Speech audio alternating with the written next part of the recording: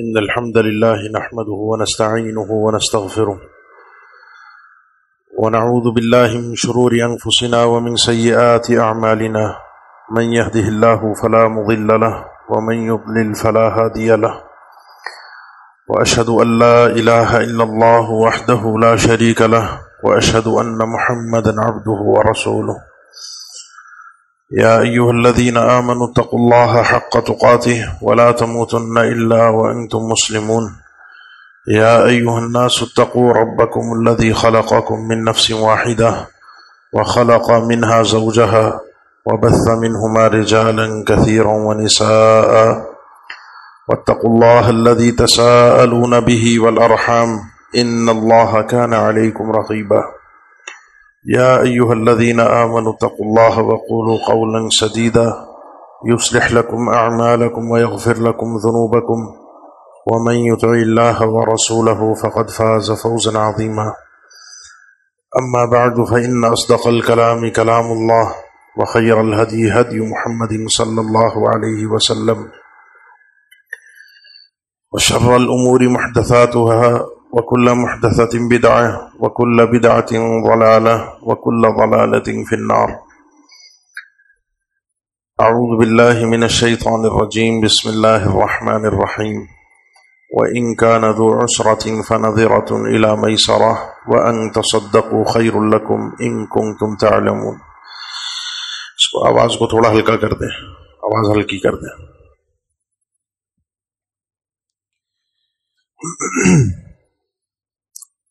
سنن ابن ماجہ اور دارقطنی میں نبی کریم صلی اللہ تعالی علیہ وسلم کا یہ فرمان موجود ہے جو اپنے جمیع اسانید اور طرق کے ساتھ مقبول حدیث قرار پاتی ہے.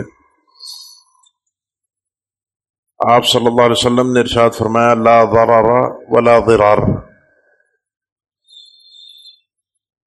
کہ نہ کسی کو تکلیف دو نہ کسی سے بدلے میں تکلیف اٹھاؤ، نہ کسی کو ایسی تکلیف دو جس میں تمہارا کوئی فائدہ نہیں ہے، اور نہ ہی کسی کو ایسی تکلیف دو کہ جس کے بدلے میں تمہیں کوئی فائدہ ملے. یہ فرمان آپ صلی اللہ علیہ وسلم کا آپ صلی اللہ علیہ وسلم کو عطا کردہ اللہ تعالیٰ کی طرف سے وہ خصوصیات جن کا ذکر آپ صلی اللہ علیہ وسلم نے خود فرمایا کہ اعطیت جوامع الکلم، مجھے اللہ تعالیٰ نے عطا کیا ہے کہ میں مختصر جملے میں، مختصر کلمات میں بہت ہی جامع، گہری اور مفصل بات کہہ دیتا ہوں. کسی شخص نے زندگی گزارنی ہے، چاہے وہ دینی زندگی ہو یا اس کے دنیا کے معاملات ہوں، اس کے لیے لازمی ہے کہ آپ صلی اللہ علیہ وسلم کے اس فرمان کو اپنے سامنے رکھے لا ضرر ولا ضرار، نہ کسی کو تکلیف دو نہ خود اپنے آپ کو تکلیف میں ڈالو، نہ کسی ایسی تکلیف میں کسی کو مبتلا کرو جس میں تمہیں خود کوئی فائدہ اور کوئی مطلوب نہیں ہے، اور نہ ہی کسی ایسی تکلیف میں انسان کسی کو مبتلا کرے جس سے اسے کوئی فائدہ حاصل ہو رہا ہو. یہ ہے آپ کے اور میرے ایمان کا وہ حصہ جس سے عام طور پہ ہم سب غافل رہتے ہیں. اس حدیث کے مطابق اہل علم نے، چونکہ جوامع الکلم میں سے ہے، ایک سلسلہ چلا آ رہا ہے علماء کا جنہوں نے اس حدیث کو ایک قاعدے اور ضابطے اور قانون کی شکل دے دی ہے. یہ قانون ہے، یہ ایک ضابطہ ہے، یہ قاعدہ ہے جس کو قاعدہ شرعیہ بھی کہا جاتا ہے، جس میں بہت سارے آپ کے اور میرے مسئلے وہ دین سے تعلق رکھتے ہوں، وہ ہمارے دنیاوی معاملات سے تعلق رکھتے ہوں، اس حدیث سے، اللہ کے نبی صلی اللہ علیہ وسلم کے اس فرمان سے حل ہو جاتے ہیں. کس انداز میں حل ہوتے ہیں؟ کس انداز میں ہم اس حدیث کو سمجھ سکتے ہیں اور کس انداز میں اپنی زندگی کو آسان بنا سکتے ہیں، یہ چند باتیں آپ سے کرنی تھیں۔ تھوڑی سی طبیعت صبح سے ناساز ہے اور ہمت اس وقت ساتھ نہیں دے رہی۔ کوشش کرتا ہوں کہ آپ کے ساتھ گفتگو جاری رہ سکے اپنے وقت تک۔ آپ صلی اللہ علیہ وسلم نے اللہ اور بندے کا جو تعلق ہے، جس کو ہم عبادت کہتے ہیں، اس حوالے سے بھی ہمارے اندر جو حضرات دین سے قریب ہوتے ہیں، جو حضرات دین پر عامل ہوتے ہیں، وہ سختی کو، تشدید کو پسند کرتے ہیں کہ شاید اس میں زیادہ اجر ملے گا۔ یرید اللہ بکم اليسر ولا یرید بکم العسر، شریعت کا عام ضابطہ ہے، اللہ تعالی کا ارادہ ہے تمہارے ساتھ کہ تمہارے لیے اس شریعت پر عمل کرنے میں آسانی رہے۔ اللہ نے تمہیں تکلیف میں مبتلا نہیں کیا۔ لِيُنْفِقْ ذُو سَعَةٍ مِّن سَعَتِهِ وَمَنْ قُدِرَ عَلَيْهِ رِزْقُهُ فَلْيُنْفِقْ مِمَّا آتَاهُ اللَّهُ لَا يُكَلِّفُ اللَّهُ نَفْسًا إِلَّا مَا آتَاهَا۔ اللہ بندے کو اتنا ہی پابند کرتا ہے جتنا اللہ نے بندے کو عطا کیا ہوتا ہے، اس کی حیثیت سے بڑھ کر، اس کی طاقت سے بڑھ کر اس کو پابند نہیں کیا جاتا۔ میں ایک مثال دیتا ہوں آپ کو۔ ابھی رمضان ختم ہوا، بعض حضرات روزے رکھتے ہیں، بعض نے اپنے عید و شوال کے روزے ہیں، وہ آج اپنے اختتام کو پہنچا رہے ہوں گے۔ اچھی بات ہے، نیکی کے کام میں انسان کو جلدی کرنی چاہیے، لیکن اس چیز میں کوئی سختی نہیں ہے۔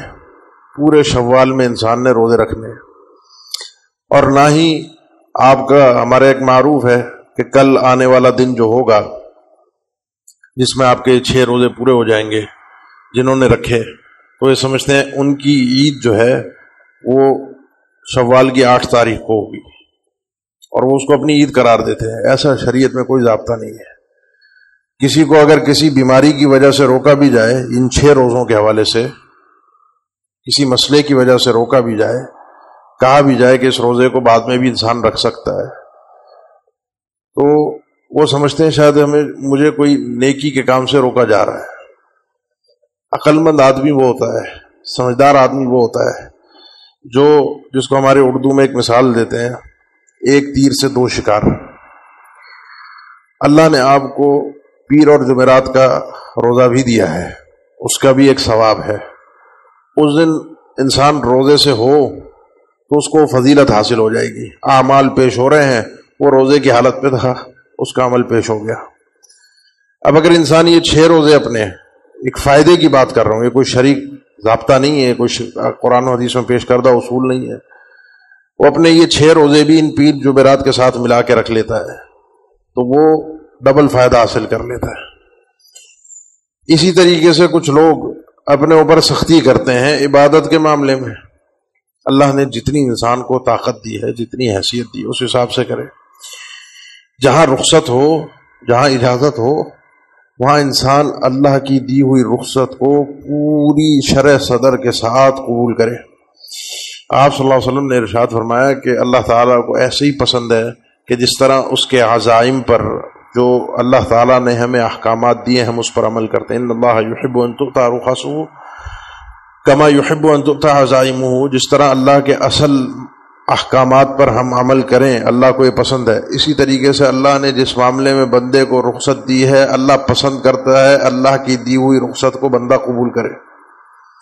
تکلیف میں مبتلا کرنا، اپنے آپ کو عذاب میں ڈالنا عبادت کے معاملے میں یہ مقصود نہیں ہے اللہ تعالیٰ کا۔ ہماری تہذیب مقصود ہے، ہماری صفائی مقصود ہے، ہمارا تزکیہ مقصود ہے، ہماری صفائی مقصود ہے، ہمیں اللہ کے قریب ہونا ہے۔ انسان جب اپنے آپ کو تکلیف میں عذاب میں مبتلا کرتا ہے وہ محسوس نہیں کر پاتا عبادت کی لذت کو اور مٹھاس کو۔ بہت سے ہمارے احباب ابھی عمرے پر گئے رمضان میں، جتنوں سے مل سکا یا جتنوں کا پتہ چلا ان کو ایک پیغام دینے کی کوشش کی کہ جب عمرے پر جائیں جلد بازی نہ کریں، جائیں وہاں پہنچیں آرام کریں۔ آپ کا یہاں سے وہاں تک کا سفر وہ آپ کو ایک تھکا دیتا ہے۔ کھا پی کر ٹھنڈے ٹائم پر ایسے وقت میں کہ جس وقت آپ کی ہمت بحال ہو اس وقت عمرے کے لیے جائیں، کیونکہ اس وقت وہاں پہنچنا عمرے کے لیے مطاف تک پہنچنا وہ ایک الگ عمرہ ہے، آپ کے ہوٹل سے آپ کے مطاف تک پہنچنے کا، یہ سفر کی تھکاوٹ، یہ ساری چیزیں۔ اس میں ہوتا کیا ہے؟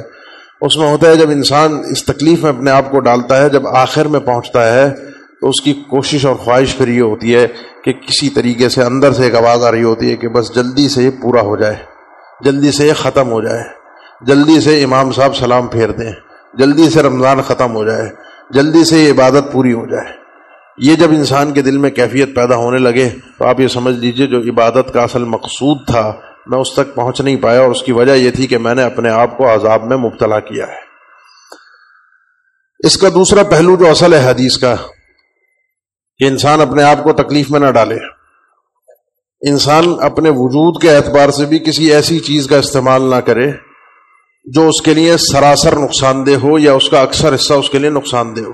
قرآن مجید کی اگر ہم سورت پڑھتے ہیں، سورہ مائدہ، اس سورت کے اندر آپ کے اس وجود کی حفاظت کے لیے، آپ کے اس جسم کی ظاہری، باطنی، اندرونی، کھانا پینا، طہارت، بے شمار حوالوں سے اللہ تعالیٰ نے صفائی ستھرائی، آپ نے اس جسم کو کس طرح محفوظ رکھنا ہے کہ اس کو نقصان نہ پہنچے۔ وہ وقت نہیں ہے کہ اس کی میں تفصیل میں جاؤں، اگر انسان پڑھتا ہے تو حیران رہ جاتا ہے کہ اللہ تعالیٰ نے آپ کے اور میرے وجود کی حفاظت کے لیے کیا کچھ احکامات دیے۔ ہمیں یہ بھی بتایا کہ کسی بھی ایسی چیز کا انسان کام، ایسا معاملہ، ایسی چیز اختیار نہیں کر سکتا جو اس کے وجود کے لیے، اس کے جسم کے لیے نقصان دہ ہو۔ وَلَا تَقْتُلُوا أَنفُسَكُمْ، اپنے آپ کو، اپنی جان کو ہلاکت میں نہ ڈالو۔ میں اس کا مالک نہیں ہوں، میں آزاد نہیں ہوں کہ میری مرضی، میرا جسم ہے، میں جو چاہوں کر سکتا ہوں، ایسا نہیں ہے۔ یہ وجود بھی اللہ کا ہے، دیا ہوا بھی اللہ کا ہے، کل اللہ نے اس کے حوالے سے مجھ سے سوال کرنا ہے، مجھ سے پوچھ ہوگی۔ اس کے حوالے سے بھی میں اس کو نقصان میں، اس کو تکلیف میں، اس کو ضرر میں ڈالنے کے لیے مجھے اجازت شریعت کی طرف سے نہیں دی گئی۔ ہر نشاور چیز کو حرام کر دیا گیا ہے کیونکہ آپ کے وجود کے لیے نقصان دہ ہے۔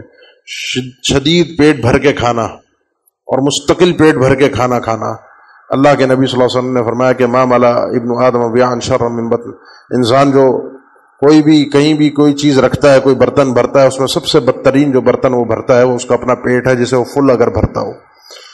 یہ چیز قابل قبول نہیں ہے۔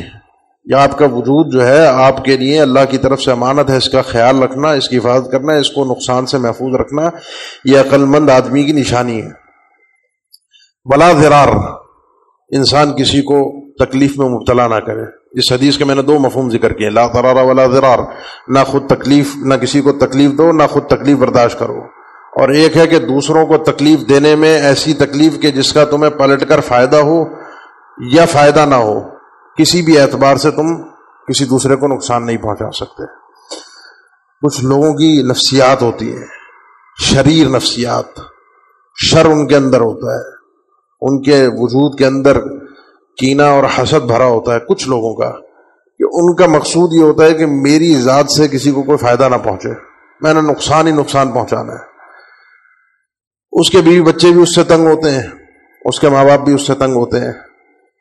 عورت ہے تو اس کا شوہر اس سے تنگ ہے، اس کی ماں اس سے تنگ ہے، اس کی بہو اس سے تنگ ہے، اس کی ساس اس سے تنگ ہے، اس کی بہن اس سے تنگ ہے، اس کے سارے آس پاس کے رشتہ اولاد اس سے تنگ ہے، اس کے پڑوسی اس سے تنگ ہیں، اس کے دیگر رشتہ دار اس سے تنگ ہیں۔ کچھ لوگ آپ کو نظر آئیں گے اس قسم کے، ان کی طبیعت ایسی ہوتی ہے کہ بس دوسروں کے لیے نقصان کا باعث بننا ہے، دوسروں کو میری ذات سے کسی بھی طرح سے کوئی راحت اور سکون نہ مل سکے۔ اگر انسان اس انداز کا منبع شر بن جائے تو بس میں نے نقصان ہی نقصان پہنچانا ہے، مجھے فائدہ ہو نہ ہو اس کی مجھے پرواہ نہیں ہے۔ عقل مند تو چلیں کسی حد تک سمجھ لیں کہ دنیاوی اعتبار سے کوئی کسی کو نقصان پہنچا کر اپنا فائدہ کر رہا ہے تو ہضم کر لے آدمی، لیکن وہ بھی شریعت کی نظر میں قابل قبول نہیں ہے۔ لیکن ایک آدمی ایسا ہو کہ جو نقصان ہی نقصان پہنچا رہا ہو، اللہ کے نبی صلی اللہ علیہ وسلم کا ہی فرمان ہے، من ضار ضار اللہ بہ، جو کسی کو تکلیف میں مبتلا کرتا ہے، کسی کے لیے تکلیف کا سبب بنتا ہے، اللہ اسے تکلیف اور پریشانیوں میں ڈال دیتا ہے۔ اپنی زندگی کا انسان کا چین اور سکون برباد ہو جاتا ہے، اپنی زندگی اس کی مزیدار نہیں گزرتی، اپنی نیندیں اس کی حرام ہوتی ہیں، اپنے اندر ہی وہ کڑتا رہتا ہے، اپنے اندر ہی وہ جلتا رہتا ہے۔ اور جب انسان کی کیفیت اس انداز کی ہو، اس سے بڑی اس کے لیے اپنے لیے اذیت اور تکلیف کیا ہوگی۔ اس لیے کوشش کیجیے کہ اپنی ذات سے دوسروں کو فائدہ پہنچے۔ قرآن مجید میں اللہ تعالیٰ نے دوسروں کو تکلیف دینے کے اعتبار سے کچھ چیزیں ذکر فرمائی ہیں، میں ان کو بھی ذکر کرتا ہوں، کچھ چیزیں ہمارے معاشرے میں اس حساب سے پائی جاتی ہیں، ان کو بھی سمجھ لیں گے ساتھ ساتھ۔ خاص طور پر میاں بیوی کے تعلق سے اللہ تعالیٰ نے ارشاد فرمایا کہ وَلَا تُمْسِكُوهُنَّ ضِرَارًا لِتَعْتَدُوا وَمَن يَفْعَلْ ذَلِكَ فَقَدْ ظَلَمَ نَفْسَهُ۔ اپنی بیوی کو بیوی بنا کر رکھتے ہو، روک کر رکھتے ہو اپنے پاس، تو اس کو تکلیف دینے کے لیے مت رکھو، ضرر دینے کے لیے، پریشان کرنے کے لیے۔ اس کو چونکہ وہ تمہارے عقد نکاح میں ہے، اس کو رکھ لیا، اب اس کے اوپر اذیتوں کے پہاڑ توڑ رہے ہو۔ وَمَن يَفْعَلْ ذَلِكَ فَقَدْ ظَلَمَ نَفْسَهُ۔ جو آدمی ایسا کام کرتا ہے، آج کے دور میں تو عورت آزاد ہو گئی ہے، آج سے 15-20 سال پہلے تک بھی اتنی آزاد نہیں تھی، وہ سہتی تھی مظالم۔ اچھا، تالی دونوں ہاتھ سے بچتی ہے، کہیں عورت ظلم کرتی ہے، کہیں مرد، لیکن اکثر و بیشتر چونکہ مرد کو جسامت کے اعتبار سے، اپنے وجود کے اعتبار سے اللہ تعالیٰ نے فوقیت دی، جو طاقت مرد کے پاس ہے وہ عورت کے پاس نہیں ہے، جو صلاحیتیں کمانے کے اعتبار سے، مال کے اعتبار سے مرد کے پاس ہیں وہ عورت کے پاس نہیں۔ اسی لیے اللہ نے ذمہ لگایا ہے مرد کے کہ تم نے کما کر محنت کر کے اس کو لا کر دینا ہے، ان کے کھانے پینے رہنے سہنے کا بندوبست تمہاری ذمہ داری ہے۔ کسی کو طلاق بھی دے دو اپنی بیوی کو، اور طلاق رجعی ہو تو لا تخرجوهن من بيوتهن ولا يخرجن الا ان ياتين بفاحشة مبينة۔ طلاق رجعی میں عورت کو تم اپنے گھر سے نہیں نکال سکتے، اور نہ ہی وہ اس گھر سے خود سے نکل کے جائیں گی، رہنا اپنے شوہر کے گھر ہی ہے جب تک طلاق رجعی کی، جس کو ہم عدت کہتے ہیں، وہ پوری نہ ہو جائے۔ ان کا کھانا پینا رہنا سہنا سارا تمہارے ذمہ ہے، اس کو تکلیف میں مبتلا نہ کرو۔ جو شخص ایسا کرے گا وہ اس پر ظلم نہیں کر رہا، اس عورت پر ظلم نہیں کر رہا، وہ اپنے آپ پر ظلم کر رہا ہے۔ وَمَن يَفْعَلْ ذَلِكَ فَقَدْ ظَلَمَ نَفْسَهُ، اس نے اپنے آپ پر، اپنی جان پر ظلم کیا ہے، کیونکہ اس ظلم کا انجام، اس ظلم کا نتیجہ اسے ہی بھگتنا پڑے گا۔ یہ جو خاص طور پر میاں بیوی کے تعلق ہیں، کیونکہ پچھلے زمانے میں تو چلتا ہے یہ تھا، جب اسلام تھا نہیں، طلاق دیتے تھے، عدت پوری ہونے کے قریب آتی تھی، پھر رجوع کرتے تھے، پھر اس کو روک کے رکھتے تھے، پھر طلاق دیتے تھے، یہ کھیلتے رہتے تھے تاکہ یہ عورت آزاد ہو کے کہیں اور شادی نہ کرے، اور اس کو میں اپنی زوجیت میں رکھ کے اس کے حقوق بھی ادا نہ کروں۔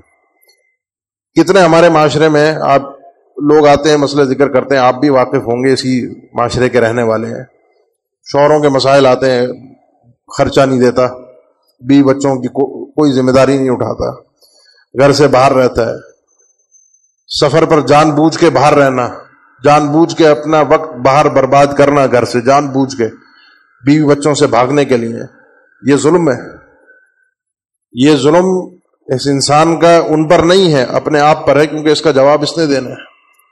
تو یہ جو گھریلو ماحول کے حوالے سے ہمارے ہاں جو کیفیت بنی ہوئی ہے، یہ جو ظلم ہم نے ڈھائے ہوئے ہیں، جو ظلم کی داستانیں ہمارے ہاں رقم ہیں، یہ لا ضرر ولا ضرار، انسان اپنے آپ کو بھی تکلیف میں ڈالتا ہے، دوسرے کو بھی تکلیف میں ڈالتا ہے۔ اس کی اپنی زندگی جو کسی کو تکلیف میں مبتلا کرتا ہے، میں اگر ہوں، میں خود چین اور سکون کی زندگی نہیں گزار سکتا، میں خود اطمینان کے ساتھ نہیں رہ سکتا، یہ عذاب میرے اپنے اوپر ہوتا ہے، یہ ظلم میرے اپنے اوپر ہوتا ہے۔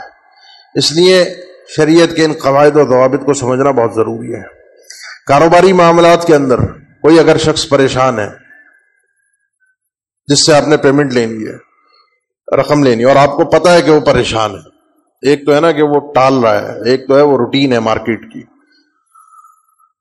اس کے بارے میں تو آپ صلی اللہ علیہ وسلم کا فرمان ہے مطل الغنی ظلم، جس آدمی کے پاس ہو اور وہ دے نہ رہا ہو، جس نے اس نے قرضہ اتارنا ہے، کسی کے پیسے دینے ہیں اور ہیں اس کے پاس، غنی ہے، اور وہ معاملے کو کھینچے جا رہا ہے، لٹکایا جا رہا ہے، یہ اس کی طرف سے ظلم ہے، یہ ظالم آدمی ہے۔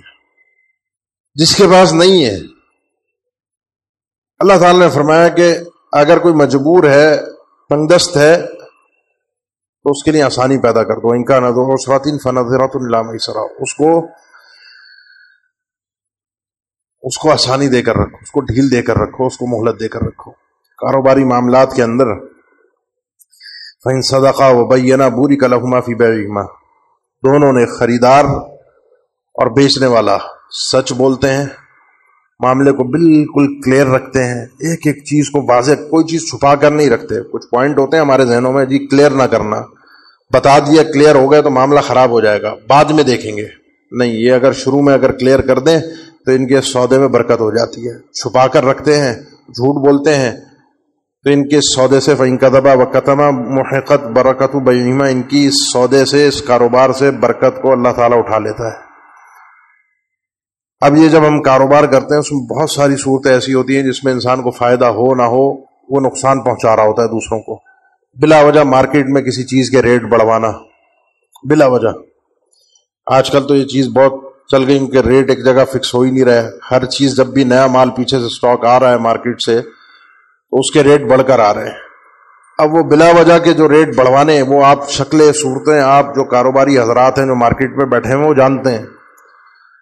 ہم جب دوسرے پر ظلم کر رہے ہوتے ہیں نا اس طرح کے ریٹ بڑھا کر بلا وجہ کے، بیع النجش یہی ہے نا، آپ صلی اللہ علیہ وسلم نے منع فرمایا، حرام قرار دیا، نہا عن بیع النجش. وہ یہی بیع ہے کہ انسان نے لینا نہیں ہے، خریدنا نہیں ہے، فائدہ اس کو کچھ بھی نہیں ہے، بولی لگتی ہے، وہ صرف بھاؤ بڑھواتا رہتا ہے تاکہ خریدار کو فائدہ ہو جائے. اسی کا پارٹنر ہوتا ہے، اس سے کچھ ملے حصہ نہ ملے وہ الگ بات ہے، لیکن بلا وجہ بغیر خریداری کی نیت سے مارکیٹ میں ریٹ بڑھوا دینا یہ اللہ کے نبی صلی اللہ علیہ وسلم نے اس کو حرام قرار دیا ہے. ہم تو سمجھ رہے ہیں ہم چیمپئن بن گئے نا، ہم تو بڑا میں نے تیر مار دیا اس طریقے سے ریٹ بڑھا کے، مجھے تو فائدہ ہو گیا. وہ انسان اپنے آپ پہ ظلم کر رہا ہوتا ہے.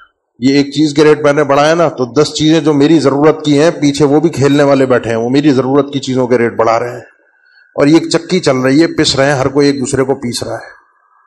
اس لیے لا ضرر ولا ضرار، انسان اپنے آپ کو اس انداز میں زندگی کو گزارے کہ نہ کسی کو تکلیف دے اور نہ خود تکلیف برداشت کرے، نہ ایسی تکلیف دے. اس حدیث کا ایک مفہوم، آخری مفہوم یہ بھی سمجھ لیجئے جو اہل نے ذکر کیا ہے، ایسی تکلیف جو انسان کے قصد سے ہو، نیت سے ہو کہ میں نے کسی کو تکلیف پہنچانی ہے، اور نہ ایسی تکلیف کسی کو دے جو اس کی بغیر نیت کے ہو، بغیر قصد کے ہو. بغیر نیت اور قصد کے تکلیف کسی اور کو کیا ہوتی ہے؟ آپ اپنے گھر میں ہیں، اپنے گھر میں آپ پانی دے رہے ہیں، صفائی کر رہے ہیں اور روڈ پہ پانی جا کے کھڑا ہو گیا. آپ کی نیت نہیں تھی کہ روڈ پہ پانی کھڑا ہو، گزرنے والوں کو تکلیف ہو، کسی کے اوپر چھینٹیں آئیں، کسی کے لیے پریشانی کا باعث بنے. آپ نے اپنا کام نپٹانا تھا، آپ نے اپنا کام کیا، لیکن وہ آپ کا اپنا کام دوسروں کے لیے تکلیف کا باعث بن گیا. آپ نے تو اپنی قربانی کی، اپنا جانور چلایا، سنت ابراہیمی کو پورے جوش اور جذبے کے ساتھ ذبح کیا، بیچ روڈ کے اوپر گائیں ذبح کی، دھوم دھڑکے کے ساتھ روڈ بند کر دیا. پھر اس کی جو باقیات تھیں، جو غلاظتیں تھیں، جو خون تھا، جو علائشیں تھیں، وہ بھی روڈ کے اوپر چھوڑ کے چلے گئے. ہمارا کام تھوڑی ہے اٹھانا. روڈ کے اوپر کوئی اپنا کام کروایا، کوئی لائن ڈلوائی، کوئی کام کیا، کھدائی کروائی، اب وہ کھدا پڑا ہے. جگہ جگہ آپ جائیں، ہمارا روڈ بنتا ہے، روڈ بننے کے تیسرے چوتھے دن کسی کو کوئی لائن، کوئی گٹر کی لائن، کوئی پانی کی لائن، کسی اور چیز کا کوئی مسئلہ یاد آ جاتا ہے اور وہ کھد جاتا ہے. اب جب وہ کھدتا ہے نا تو سالوں تک آپ دیکھیں گے وہ جگہ ایسی ہوگی کہ وہاں سے گاڑی گزرتے ہوئے دھکا اور جھٹکا کھا کر جائے گی. جتنے لوگ اس اذیت کو سہ رہے ہیں، جتنے لوگ اس اذیت کو سہ رہے ہیں، یہ صرف ان کے لیے اذیت نہیں، یہ اس کھڈا کھودنے والے کے لیے اذیت ہے جس نے کھود کر اس کو ایسے ہی چھوڑ دیا لوگوں کے لیے تکلیف کے لیے. یہ تکلیف کی وہ صورتیں ہیں جن پر ہم توجہ نہیں دیتے. ہم سمجھتے ہیں یہ تو میرا کام تھوڑی ہے.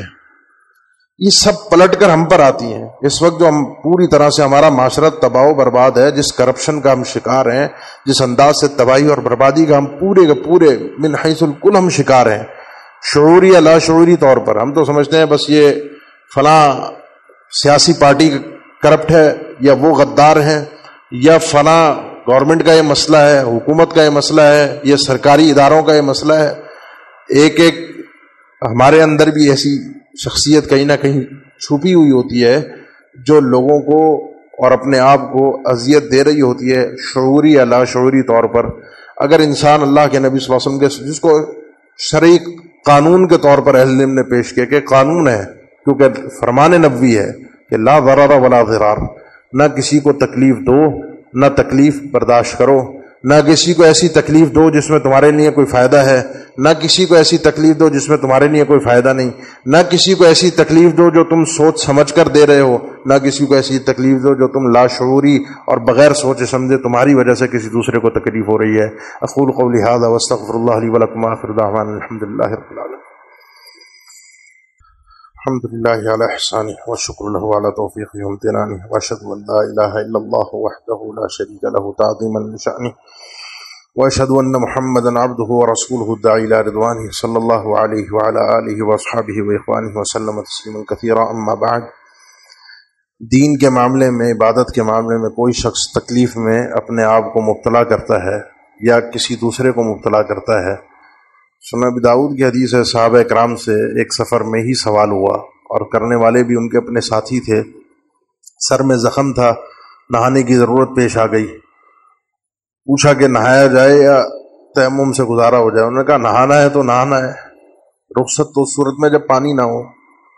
وہ شخص نہا لیا، نہایا تو زخم پر پانی پڑا. زخم پر سر میں زخم تھا، وہ شخص دنیا سے رخصت ہو گیا. آپ صلی اللہ علیہ وسلم نے فرمایا کہ قتلوہ قتلہم اللہ، ان لوگوں نے اپنے اس فتوے کی وجہ سے اس آدمی کو قتل کیا ہے، اللہ ان لوگوں کو برباد کر دے.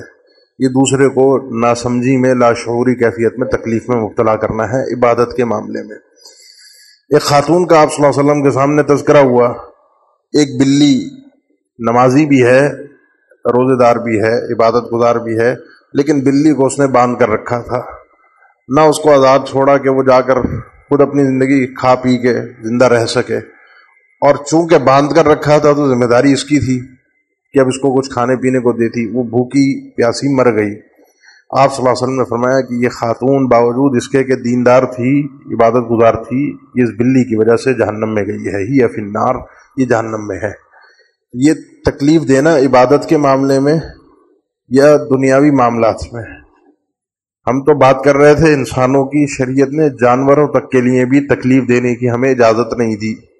کسی جانور کے سامنے چھری تیز کرنا یا جانور کے سامنے جانور ذبح کرنا، یہ بھی شرعی مقاصد کے تحت درست نہیں ہے. آپ صلی اللہ علیہ وسلم نے تو یہ تک ارشاد فرمایا کہ چھری تیز کر کے جایا کرو، ان اللہ کتب الاحسان علی کل شیء. جب جانور ذبح کرنے جاؤ تو یہ احسان تو ہر چیز پر فرض ہے، چھری تیز کرو تاکہ جانور جلدی ذبح ہو جائے. اس کو زیادہ اذیت اور تکلیف میں مبتلا نہ کرو کہ چھری کند ہو اور وہ پھرتی رہے اور جانور تکلیف سہتا رہے. یہ اگر یہ چیزیں ہم سمجھ کر اپنی زندگی میں اپنا لیں، یہ سننے کے لیے، مزے کے لیے کانوں میں بڑی اچھی لگتی ہیں. ایک مسئلہ ہمارا یہ ہے. دوسرا مسئلہ یہ ہے کہ جب ہم یہ باتیں سنتے ہیں نا تو ہم سمجھتے ہیں یہ برائیاں میرے اندر نہیں ہیں، ساری برائیاں پورے معاشرے کے اندر ہے، میں پاک باز ہوں.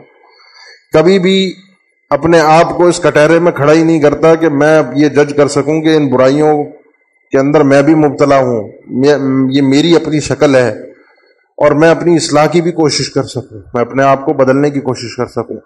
جس دن اس نقطے کا آغاز ہو گیا اپنے آپ سے اصلاح کا، اپنی غلطی کا احساس کا، اور کوئی کیا کر رہا ہے، معاشرے میں کیا ہو رہا ہے، انہوں نے اپنے عمل کا جواب دینا ہے. ان کی غلطی کی وجہ سے اس غلطی کے جواز کو بنا کر میں خود غلطی میں مبتلا ہو جاؤں، میں خود غلط کرنا شروع ہو جاؤں. شاید یہ بارگاہ الہی کے اندر جواب مجھے آزاد نہ کروا سکے. اللہ ہمیں سمجھنے کی توفیق عطا فرمائے. یہ دو اعلانات ہیں.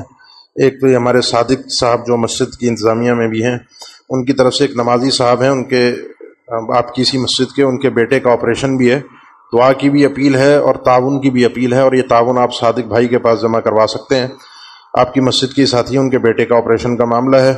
اسی طریقے سے اسی مسجد کے آپ کے خادم ہیں یاسین صاحب، ان کے ساس اور سسر کا ایکسیڈنٹ ہوا ہے، ان کی بھی طبیعت اور حالت کافی نازک ہے. اللہ تعالیٰ ان کو بھی صحت، عافیت اور سلامتی والی زندگی عطا فرمائے. تمام بیماروں کو اللہ تعالیٰ صحت عطا فرمائے. اللہ تعالیٰ اس ملک پر اپنا رحم و کرم فرمائے. اللہ ہم پر اپنے عافیت اور سلامتی کے دروازے کھول دے. اللہ ہمیں نیکیوں کے بعد نیکیوں کی توفیق عطا فرما دے. رمضان کے بعد اپنا قرب اور مزید عبادت کی ہمت اور توفیق عطا فرما دے.